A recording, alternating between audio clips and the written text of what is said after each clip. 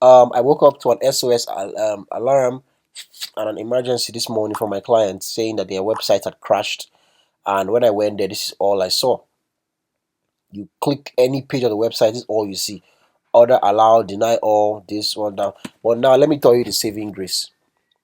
First off, if you have a website and you're facing an issue like this, the first thing you need to do is reach out to your service provider, right? Where you built the website on. So this is WordPress, this is GoDaddy. I don't know the platform you use, but I really, if this is Namecheap, GoDaddy, but I really hope you use Namecheap. The reason why I recommend Namecheap is because their customer support works 24 hours round the clock. They are always available, always there to help. And you want a platform like that. I had to text them by 4 a.m. this morning. You can see it, and their response is very fast, very fast, and immediately they started sorting out the error for me. If you use a platform that doesn't have 24-hour support, then that would be very unfortunate. Look, see, I sent my messages by 4:19, and immediately 4:19 someone entered the chat and they are here to help me. This is what you want. This is what you want for your own website. All right, this is what you want. And then we're going through the conversation, and then they helped me. But let me walk you through what they did. The first thing they did is they went and disabled all plugins on the website.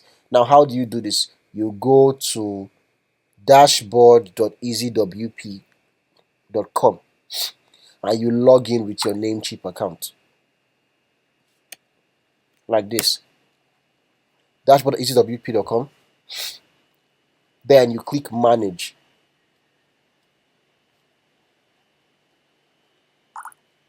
Then you go to backups.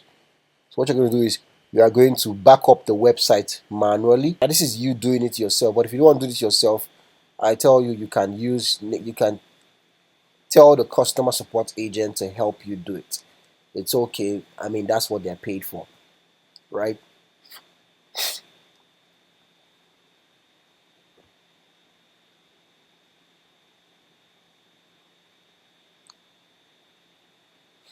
So you can do that. Then also, after that, you disable all your plugins, right? You disable all your plugins is the next way to fix this error, because the culprit is usually one of the plugins you have on your website.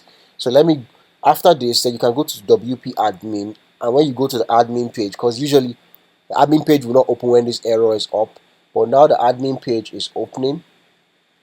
You can see it says 4598 malicious compromised files. So, but look at the plugins. We go to plugins, and then you can see that all the plugins are deactivated, inactive. Can you see? They're inactive. So the plugin with the error is one of these, but you can see these are all important plugins.